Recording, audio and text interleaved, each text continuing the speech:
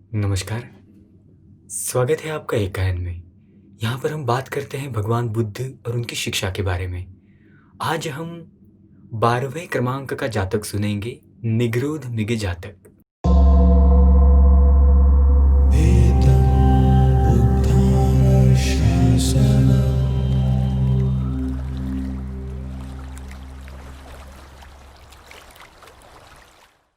ये जातक भगवान ने जेतवन में विहार करते समय कुमार कश्यप के उपलक्ष्य में कहा। लंबा जातक है, लंबी कहानी है। तो जातक दो हिस्सों में आता है, एक अभी के समय पर घटी घटना और एक पूर्व के समय पे घटी घटना। दोनों भी घटनाएं प्रेरणादायी और लंबी। तो सुनते हैं। तो राजगृह के एक बहुत ही धनी कुल में एक लड़की पैदा होती है। पैदा होते ही बहुत शीलवान, बहुत सच्चे दिल की, साफ दिल की और निर्वाण की चाह रखने वाली, ऐसे मन से वो प्रवृत्त होती है। ऐसे व्यक्ति संसार में रमण करना नहीं चाहते, संसारी सुखों का जो आनंद है, ऐसे व्यक्ति ले नहीं सकते। उनमें स्वतः एक निर्वेद समाया हुआ होता है। तो ये लड़की भी वैसे ही। तो थोड़ी उम्रशुदा हो जाती है, तो माँ-पिताजी से कहती है कि मुझे इस संसार से कोई लेना-देना नहीं, कृपया आप मुझे अनुमति दें कि मैं प्रवृत्त हो जाऊँ। तो माँ-पिताजी कहते हैं, "अरे! कैसी बात कर रही है तू? तू इतनी रूपमती है, इतने ऐश्वर्यशाली कुल में पैदा हुई है, तो क्या हम तुझे बस ऐसे ही प्रवृत्त करवा दें? बिल्कुल नहीं।" तो सोचते हैं कि अगर इसकी शादी करा देंगे, ब्याह करा देंगे, तो इसके मन में संसार के प्रति आसक्ति शायद पैदा हो जाए। तो कोई एक भला-सा बंदा देखकर उसकी शादी करा देते हैं। शादी करा देते हैं, ये भी जो माँ-पिताजी की इच्छा जानकर पति के घर चली जाती है, पति की सेवा में लग जाती है। और ऐसी एक घटना होती है कि एक कोई उत्सव मनाया जा रहा है। उत्सव में सब लोग सज-धजते हैं, जैसे हमारे यहाँ पर भी कोई पर्व त्योहार मनाते हैं, तो नए कपड़े खरीदे जाते हैं, पहनते हैं, गहने पहने जाते हैं, खुद को गंधमालाओं से सजाया जाता है। तो उसी प्रकार कोई उत्सव उस समय मनाया जा रहा है। तो सभी जो पुरुष हैं, स्त्रियाँ हैं, वो बहुत अच्छे से सज-धज कर तैयार हैं, घूम रहे हैं। और ये बिल्कुल ही आम किसी सादी-सी साड़ी पहने हुए होगी, सादे से कपड़े पहने हैं, ना उसने कोई माला लपेटी है, ना ही आभूषण पहने हैं। तो उसका पति कहता है, "अरे! आज तो उत्सव है, आज तो तुझे सजना-संवरना चाहिए, यूँ ऐसे क्यों बैठी हो?" तो वो अपने पति को कहती है कि क्यों सजूँ मैं? क्या रखा है इस शरीर को सजाने में? ऐसे कहकर अपने शरीर की खूब निर्भत्सना करती है। मानवीय शरीर की खूब निर्भत्सना करती है। कहती है कि इस शरीर के अंदर क्या-क्या है? खून है, पसीना है, मूत है, प्लीहा है, ये इन सारी गंदगियों से भरा ये शरीर है। शरीर के बाहर क्या है? गंदगी ही तो बाहर निकलते रहती है। अंदर से गंध ही तो आती है। तो ऐसे शरीर से ऐसे सारे चीज़ों से भरा हुआ ये शरीर है। हड्डियों पर लिपटा हुआ मांस है, उसके ऊपर चमड़ी से ये ढका पड़ा है, उसमें से गंध ही गंध रिसती रहती है। तो यूँ अपने शरीर की खूब निर्भत्सना करती है, बहुत कुछ अजीबो-गरीब उपमाएँ देती हैं। कहती हैं जैसे गंदगी से भरा कोई घड़ा हो, उस घड़े को बंद किया जाए और उसे बाहर से बहुत अच्छे से सजा दिया जाए, तो क्या अंदर की गंदगी थोड़ी ना कम होगी? जिसके मन में निर्वेद जागा है, सच में वो शरीर के बारे में ऐसे ही सोचेगा। शरीर को मात्र एक उपकरण की भाँति देखेगा कि ये मन को स्वच्छ करने का एक एक उपकरण मात्र है। और इसी प्रकार खुद के शरीर की गंदगियों को देखकर उसके चिंतन में लिप्त हो, शरीर वासना में लिप्त नहीं हो पाएगा, तृष्णा में लिप्त नहीं हो पाएगा। तो ऐसी ही वो लड़की भी ऐसे ही सोच रही है। तो पति सब ये सुनकर कहता है, "अरे! अगर तेरे मन में इस प्रकार के भाव है, तो तुझे संसार में रमण करने से क्या लाभ? तुझे तो प्रव्रजित हो जाना चाहिए।" तो कहती है, "हे आर्य! अगर आप मुझे अनुमति दें, तब तो मैं अभी प्रव्रजित हो जाऊँ।" तो वो भी सोचता है कि सच में अगर इसके मन में इतना निर्वेद जागा है, तो इसे संसार में क्यों अटकाए रखूँ? तो कहता है, "मैं तुम्हें अनुमति देता हूँ, तुम प्रव्रजित होना।" तो यूँ बहुत लाभ-सत्कार से भिक्षुओं को आमंत्रित कर उनको लाभ-सत्कार दे, उसको जो देवदत्त की मानने वाली जो भिक्षुणियाँ हैं, उस संघ में उसको प्रव्रजित करवाता है। तो प्रव्रजित होती है, लेकिन एक बात ऐसी घटित होती है कि उसको गर्भधारणा हुई है, अपने पति से गर्भधारणा हुई है और उसको उसका कोई जानकारी नहीं है, उसको नहीं पता कि उसने गर्भधारण किया है और वो प्रव्रजित हो जाती है। कुछ महीने बीतने पर उसे पता चलता है कि गर्भधारण हुआ है, हाथ-पैरों में, उसके चाल-ढाल में बदलाव आने लगता है, तो अन्य भिक्षुणियों को भी पता चलता है कि अरे! ये तो गर्भधारण की हुई है। तो देवदत्त के पास उस भिक्षुणी को ले जाते हैं और कहते हैं कि देखिए, ये भिक्षुणी तो गर्भधारण की हुई है, तो इसका क्या करना चाहिए? देवदत्त भी सोचता है कि अरे! गर्भधारण की हुई लड़की, ऐसी अगर भिक्षुणी मेरे संग में हो, तो मेरे तो लाभ की ही हानि हो जाएगी। तो ऐसी भिक्षुणी को तो निकाल बाहर कर देना चाहिए। तो ज़रा भी ना सोचते हुए तुरंत कह देता है, नहीं, नहीं, इसका तो पूरा चिवर उतार लो और उसको गृहस्थ बनाकर भेज दो उसके कुल में वापस, नहीं चाहिए ऐसी भिक्षुणी। तो उसका दिल बैठ जाता है इस भिक्षुणी का और कहती है, ये कौन होता है देवदत्त? मैं इसके पास तो प्रव्रजित नहीं हुई थी। मैंने तो भगवान बुद्ध को अपना शास्ता मानकर उनसे प्रव्रज्जा ली है। मैं उनके शासन में प्रव्रजित हुई हूँ, तो उनके ही आदेश के अनुसार करूँगी। राजगृह में रहती है, तो अन्य भिक्षुणियों को भी कहती है, मैं नहीं अपना चिवर उतारने वाली। एक तो बड़े मुश्किल से मुझे ये चिवर प्राप्त हुआ है। मैं भगवान बुद्ध के सम्मुख खड़े रहकर ही उनसे मंत्रणा कर ही निर्णय लूँगी।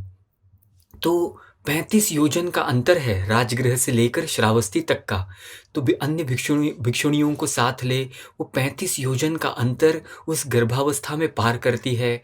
श्रावस्ती आती है, जेतवन में आती है और भगवान के सामने उपस्थित होती है। भगवान जानते हैं कि अरे ये तो गृहस्थावस्था में थी तभी इसने गर्भाधारण किया हुआ है। लेकिन अन्यों के मन में कोई संशय ना रहे, उसे निंदा का धनी ना होना पड़े, इसलिए वो सोचते हैं कि इसका निर्णय तो पूरे परिषद के सामने ही करेंगे। तो एक बार राजा को बुलाते हैं, माता विशाखा को बुलाते हैं, अनाथ पिंडक को बुलाते हैं, सारे प्रमुख भिक्षुगण वहाँ उपस्थित होते हैं, भिक्षुणियाँ उपस्थित होती हैं। यूँ सारी परिषद को बुलाकर उनके सामने उस भिक्षुणी को लाया जाता है और उपाली जो विनय में अग्र थे, विनय माने भिक्षुओं के नियम, भिक्षुणियों के, उनमें जो अग्र थे, उनको बुलाकर कहते हैं कि हे उपाली, इस भिक्षुणी के गर्भाधारण की आप अधिकरण करो। अधिकरण मतलब उसका न्याय करो। तो उपाली जो हैं, वो माता विशाखा को, जो उपासिका है, उनको विनती करते हैं कि आप इसके शरीर लक्षण को देखकर इसकी ये तिथि पर उसका जो प्रव्रज्जा हुई है वो इस तिथि पर हुई है, तो इसके शरीर लक्षण देखकर आप ये बताएं कि इसको गर्भधारणा इस तिथि के पहले हुई है या बाद में।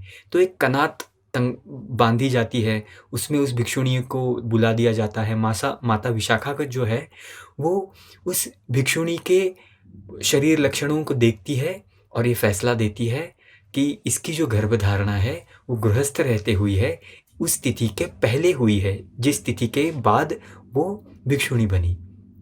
तो इस प्रकार सारे परिषद के सामने वो निर्दोष पाई जाती है। तो भगवान बुद्ध भी उसे अनुमति देते हैं कि भिक्षुणी बनकर वो रह सकती है।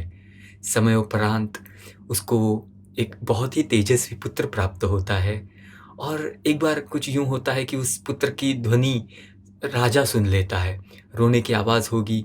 तो राजा कहता है कि अरे, भिक्षुणी निवास से एक छोटे बालक के रोने की आवाज़ आ रही है। तो भिक्षुणियों के लिए तो बड़ा कठिन होता होगा ऐसे छोटे बालक का संगोपन करना। तो वो उस छोटे बालक का ज़िम्मा खुद उठाता है और उसे अपने राजकुमार के भांति बड़ा करता है और उसका नाम कश्यप रखा जाता है। तो राजकुमार के भांति उसको बड़ा किया गया, इसलिए कुमार कश्यप कहलाता है। 7 साल की आयु होते होते वो कुमार कश्यप भी उस राजा से प्रव्रज्जा की इच्छा प्राप्त करता है, प्रव्रज्जा की इच्छा प्रकट करता है और 7 साल की उम्र में ही प्रव्रजित हो जाता है। 20 साल की उम्र होते होते वो उपसंपदा प्राप्त करता है और कुछ ही समय बाद अरहंत पद को, पूर्ण निर्वाण की अवस्था को कुमार कश्यप प्राप्त कर लेते हैं। और आगे चलकर भगवान उन्हें चित्रकथिकों में अग्र ये उपाधि देते हैं, माने ऐसे धम्मकथिक जो धम्म कथा कहते समय मानो आपके भांति कोई चित्र खड़ा कर रहे हो। तो ऐसे अग्र भिक्षु ये कुमार कश्यप बन जाते हैं। उनकी माँ भी जो हैं वो ध्यान करते-करते ध्यान को बढ़ाती हुई पूर्ण मुक्तावस्था को, अरहंत अवस्था को प्राप्त करती है। तो यूँ दोनों के लिए भी ये प्रवज्जा सुखकारी होती है। तो एक दिन भिक्षुओं में ये चर्चा चल रही होती है कि देखिए कुमार कश्यप को और उनकी माँ को कैसे दोनों ने भी अपनी प्रवज्जा को पूर्ण किया। कभी तो ये देवदत्त के कारण संघ से निष्कासित होने वाले थे। संघ से उसकी माता तो निष्कासित ही हो जाती, तो पता नहीं इनका क्या होता। अरहंत पद उनको कैसे प्राप्त होता। तो सच में भगवान बुद्ध ने उनके ऊपर महान उपकार किए। भगवान बुद्ध उनकी बात सुनते हैं और कहते हैं अभी ही नहीं तो पूर्व जन्म में भी इसी प्रकार मैंने उनको उपकृत किया था, उनकी प्राण की रक्षा की थी। तो भिक्षुगण जो हैं वो विनती करते हैं कि भगवान हमने तो इस जन्म की बात देख ली है, तो पूर्व जन्म की क्या बात है। तो भगवान पूर्व जन्म की बात बताते हैं। तो जैसे अक्सर कई जातकों की शुरुआत मिलती है, वाराणसी में ब्रह्मदत्त राजा राज्य करते समय बोधिसत्व जो हैं वो मृग योनि में पैदा होते हैं, माने हिरण की योनि में पैदा होते हैं। और ऐसे कहा गया है कि पैदा होते ही उनका वर्ण जो है वो एक सुवर्ण के भांति होता है, सोने के भांति होता है। वो सुवर्ण मृग होते हैं। मोती की सी चमकीली बड़ी बड़ी आंखें होती हैं। बड़ा ही खूबसूरत सा डील डॉल उनका होता है। और 500 मृगों से घिरे हुए परिषद में वो रहते हैं। 500 मृग उनको अपना अधिपति मानते हैं। तो यूं 500 मृगों के परिषद से घिरे हुए वो वाराणसी के नज़दीक वाले जंगल में विचरण करते हैं। और वो जो राजा है, वो राजा को एक ऐसी आदत होती है कि उसको मृग का मांस की बड़ी लालसा होती है। वो मृग का मांस खाए बगैर तो उसका दिन नहीं कटता। तो अपने सारे जो ग्रामवासी हैं, सारे राज्य के जो शिकारी हैं, उनको वो हमेशा जंगल में भेजा करता और हिरन के शिकार के पीछे लगा था। हिरन भी डरे सहमे रहते। हिरन और अंदर और गहरे जंगल में चले जाते। तो यूँ उनका रोज का काम रहता। तो ग्रामवासी भी सोचते हैं कि अरे हम रोज रोज अगर इसी प्रकार शिकार के लिए जाएंगे तो हमारे जो रोजमर्रा के काम है वो कैसे करेंगे। तो इसका कुछ उपाय करना चाहिए। तो क्या करते हैं, तो जंगल को घेर लेते हैं शिकारियों के ज़रिए और ढोल वगैरह बजवा कर एक बहुत बड़ा सा बाड़ा बनवाते हैं जिसमें घास उगवाते हैं और उस बाड़े में 500 मुर्गों को कैद करते हैं। उसके बाद एक और जगह से और 500 मुर्गों को कैद किया जाता है। उन 500 मुर्गों का भी जो अधिपति है वो भी सुवर्ण रंग का होता है। उसको भी शाखा मृग कहा गया है। तो उसको भी 500 मुर्गों के साथ कैद करते हैं। तो यूँ 1000 मुर्गों को वो एक बड़े से बाड़े में बंदिस्त कर लेते हैं और राजा के पास जाकर कहते हैं देखो राजा, हमने इतने बड़े बाड़े में इन 1000 मृगों को कैद कर लिया है, तो अभी हमें बार बार जंगल जाने की ज़रूरत नहीं है। आपको जब चाहे इस बाड़े में आ जाइएगा और किसी मृग की शिकार करके आपकी खाने की जो व्यवस्था है उसको कर लीजिएगा। राजा भी कहता है चलो मेरी आखेट का जाने की ज़रूरत नहीं, मुझे जंगल में जाने की ज़रूरत नहीं। तो यूँ व्यवस्था किया करते हैं। तो कभी कभार राजा खुद धनुष्य बाण लेकर आए। धनुष्य को देखकर ही मृगों में एक हड़बड़ी मच जाती। मृग यहाँ वहाँ भागने लगते और इसमें कोई कभी कभी मृग टकरा जाते, बाड़े से टकरा जाते, उनके पैरों में हाथों में चोट आती, जख्मी हो जाते, गिर जाते। उन सभी मृगों में एक बेहद डरावना सा वातावरण बन जाता। उनके मन में भय पैदा हो जाता और ऐसी हड़बड़ी रोज मचती।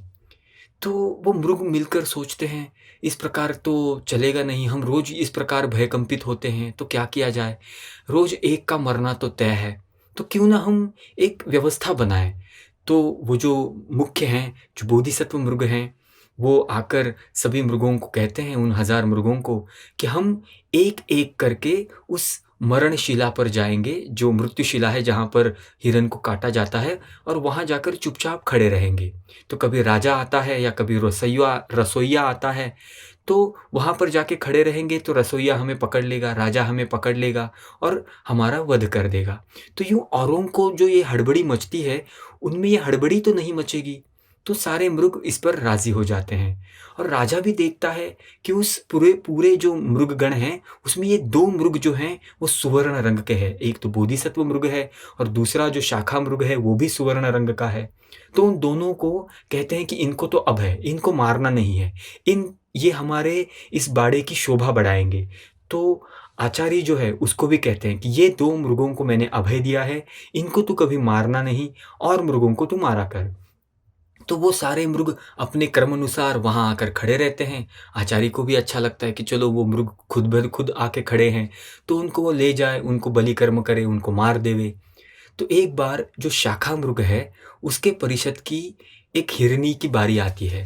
वो हिरनी गर्भिणी होती है। तो वो गर्भिण हुई हरिणी जो है, वो उस शाखा मृग के पास आकर कहती है कि मैं पेट से हूँ, गर्भिणी हूँ, तो कृपया मेरी बारी किसी और को दे दीजिए। जब मुझे बच्चा पैदा हो जाएगा, तो ज़रूर मैं वहाँ जाकर अपने बलि स्थान पे खड़ी रहूँगी। मेरा बेटा और जो मेरा पुत्र है, वो भी वहाँ जाकर बलि स्थान पे खड़ा रहेगा। लेकिन आज हमारी हत्या न करें। अगर अभी हमारी हत्या करते हैं, तो वो 2 जीवों की हत्या होगी। तो वो शाखा मृग बड़े कठोर शब्दों में कहता है, नहीं नहीं, ये कैसे किया जा सकता है? तुम्हारा क्रमांक आया हुआ है तो तुम्हें ही जाना पड़ेगा। तो वो बड़ी दुखी होकर वो जो अन्य सुवर्ण मृग है, बोधिसत्व है, उनके पास जाती है, अपनी कथा सुनाती है। तो सुवर्ण मृग भी सोचते हैं कि अगर इसकी जगह मैं मेरे परिषद के किसी अन्य मृग को कहूँ, तो ये उनके ऊपर ज़्यादती होगी, उनको मैं समय के पहले मरवाऊँगा। तो ऐसा तो मैं कर नहीं सकता। और बोधिसत्व है ना, बोधिसत्व तो अपने निर्वाण को टालकर बोधिसत्व बनते हैं, औरों के हित के लिए जन्म के ऊपर जन्म लेते हैं। तो उनमें तो ये प्रवृत्ति बरसी हुई कि मैं औरों के हित के लिए क्या-क्या करूं। बोधिसत्व की कहानी हमने पहले कही है, सुमेध तापस की कहानी कही है। तो इस योनि में भी हिरण है, ऐसे में भी वो ये सोचते हैं कि अरे!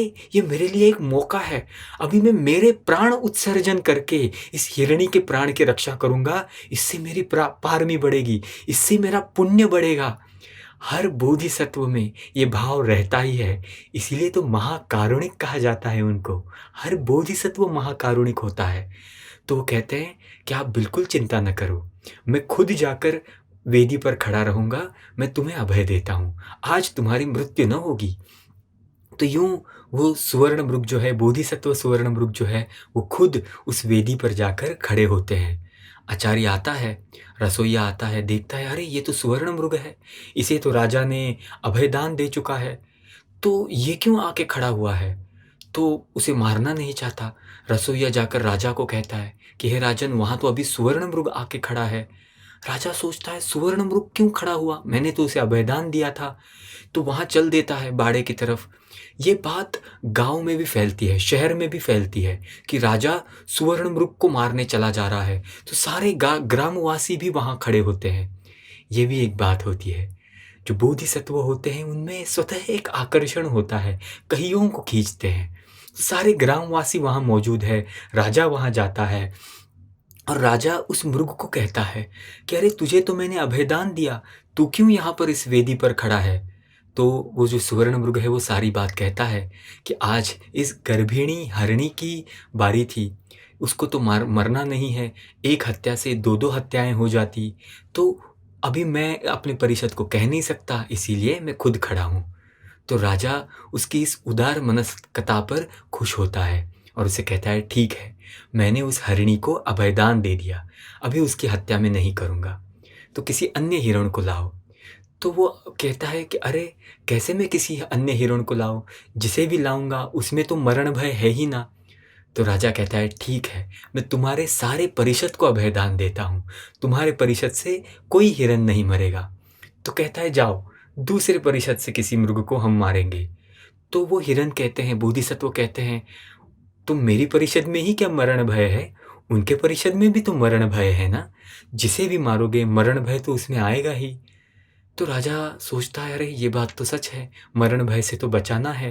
राजा कहता है, ठीक है, आज से मैंने सभी हिरणों को अभयदान दे दिया, इस बाड़े को खोला जाए, सभी हिरणों को मुक्त किया जाए, वो जंगल में जैसे चाहे विचरण करे। पर बोधिसत्व है ना, सिर्फ अपने लिए नहीं सोचते, सिर्फ हिरणों के लिए ही नहीं सोचते। तो राजा को कहते हैं, राजन, पर जंगल में जो अन्य पशु हैं उनके बारे में? राजा कहता है, ठीक है, उन सबको भी अभयदान, सारे पशुओं को अभयदान। फिर कहते हैं, जो ये खग हैं, जो ये उड़ने वाले पंछी हैं, उनके लिए? तो राजन कहता है, ठीक है, सारे उड़ने वाले पंछियों को भी अभयदान। तो हिरन कहता है, राजन, ये जो जल में तैरने वाली मछलियां हैं उनको? तो कहता है, ठीक है, सारी मछलियों को अभयदान। आज से मेरे राष्ट्र में सभी जीवों को अभयदान। कोई हत्या न करेगा, कोई किसी की हत्या नहीं करेगा। मैं पूरे राज्य में हत्या से विरत हुआ हूँ, इस प्रकार की घोषणा करता हूँ। ये पूरा राज्य अहिंसक हो चुका है, ऐसी घोषणा करता हूँ। तो यूं अपने इस पुण्य कर्म से सभी को अभयदान मिलवाकर, प्राप्त करवाकर वो जो है जंगल की ओर चले जाते हैं। कहानी यही नहीं खत्म होती, कहानी आगे बढ़ती है। तो यूं मृग जो है वो अभयदान प्राप्त है, अभी कोई उनकी हत्या नहीं करता, कोई उनको ठेस नहीं पहुंचाता। तो वो आते हैं जंगल में, घास, जंगल की घास चरते हैं। वैसे ही खेतों में भी उतर आते हैं, खेतों की घास, खेतों की फसल चर जाते हैं। तो किसान परेशान होते हैं, अब मार नहीं सकते, चोट नहीं कर सकते। तो राजा तक खबर जाती है। राजा कहता है, खबरदार, मैंने शब्द दिया हुआ है उस हिरन को, मेरे शब्द का उल्लंघन न करना। तो किसान परेशान रहते हैं। वो सुवर्ण मृग को इस बात की भनक लगती है। वो सारे मृगों को इकट्ठा करवाता है और कहता है, आज से आप मनुष्य के खेत में नहीं जाएंगे। सारे मनुष्य को बीच में आकर राजा के पास जाता है और राजा को कहता है, सभी किसानों को कहो कि पत्तियों के बाड़े बनवाएं, और मैं हिरणों को कहूँगा कि कोई पत्तियों का बाड़ा पार न करे। और ऐसा कहा जाता है कि तब से हिरन पत्तियों के बाड़ों को पार नहीं किया करते। तो यूं बात आगे बढ़ती है। वो जो गर्भित हरिणी है वो आगे चलकर एक हिरन को जन्म देती है, बहुत ही तेजस्वी हिरन को जन्म देती है। वो हिरन जब उस शाखा मृग के पास जाने को होता है, वो कहती है, नहीं जाओ उसके पास, वो तो हमारे मरण का कारण बना था, हमारे सही आश्रयदाता तो ये बोधिसत्व हिरन है। तो वो हरिणी और वो उसका बच्चा बोधिसत्व के संग में हो लेते हैं। तो इस प्रकार ये कहानी बताते हैं, भगवान ये कहानी बताते हैं और जातक का मेल बिठाते हैं। वो कहते हैं कि इसी जन्म में नहीं, पूर्व जन्म में भी मैं कुमार कश्यप और उसकी माता का उद्धार करता हुआ था। कहते हैं कि उस समय वो जो सुवर्ण हिरन था वो तो मैं ही था, उस समय का शाखा मृग आज का देवदत्त था, और जो मेरी परिषद है वो आज की ये बुद्ध मंडली थी, आज की मेरी परिषद थी। और उस जो हिरनी थी वो आज कुमार कश्यप की माता थी और उसका बच्चा आज का कुमार कश्यप था। तो यहाँ ये कहानी ख़त्म होती है। आपको ये कहानी कैसे लगी ये हमें ज़रूर बताइएगा। अच्छी लगी हो तो व्हाट्सएप पर, फेसबुक पर इसे फैलाइएगा। ऐसी ही कहानियाँ सुनने के लिए हमें सब्सक्राइब करिएगा और नोटिफिकेशन आते रहे इसके लिए वो बेल आइकन को भी ज़रूर दबाइएगा। रुकते हैं यहीं पर।